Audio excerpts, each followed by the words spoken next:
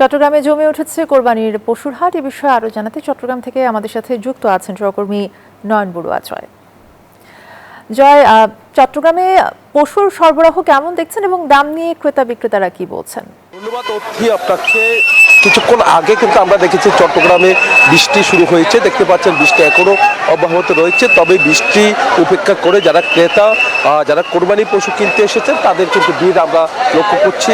একেবারে বেচা বিক্রি শুরু হয়ে গেছে। দেখতে পাচ্ছেন গরুর পাশাপাশি আমরা দেখতে পাচ্ছি ছাগলও নিয়ে আসা হয়েছে। যেহেতু হাসিলগড় দেখতে পাচ্ছেন, হাসিলগড়ের পাশে যারা নিচ্ছেন তারা কিন্তু এখানে এসে হাসিল দিচ্ছেন। আমরা সেপনিল প্রাণঘাতী জীবাণুদের বিরুদ্ধেও দারুণ কার্যকর। যে বাজারে যে হাটে এসেছি এই হাটটি নন্দনগর হাউজিং এর এখানে অস্থায়ী একটি হাট, সিটি কর্পোরেশনের অধীনে কিন্তু এই হাটটি হচ্ছে।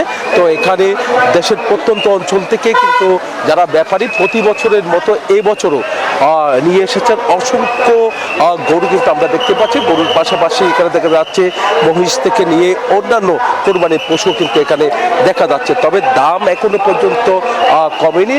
এখানে যারা ক্রেতা তারা বলছেন আগামীকাল আরো কিছু দাম কমতে পারে বলে তারা মনে করছেন। আইন শৃঙ্খলা বাহিনী খুব সতর্ক অবস্থায় রয়েছে, যেহেতু বিভিন্ন জায়গায় কিন্তু আসলে যেন কোনো যে হাটগুলো রয়েছে, যেহেতু সড়কের পাশে হাট, তার কারণে কোনো বিশৃঙ্খলা যেন না হয় সেদিকে কিন্তু তাদের নজর রয়েছে বলে আমাদেরকে জানিয়েছেন। এই ছিল আমার এখানকার সর্বশেষ। ফিরে যাচ্ছে স্টুডিওতে অতির কাছে।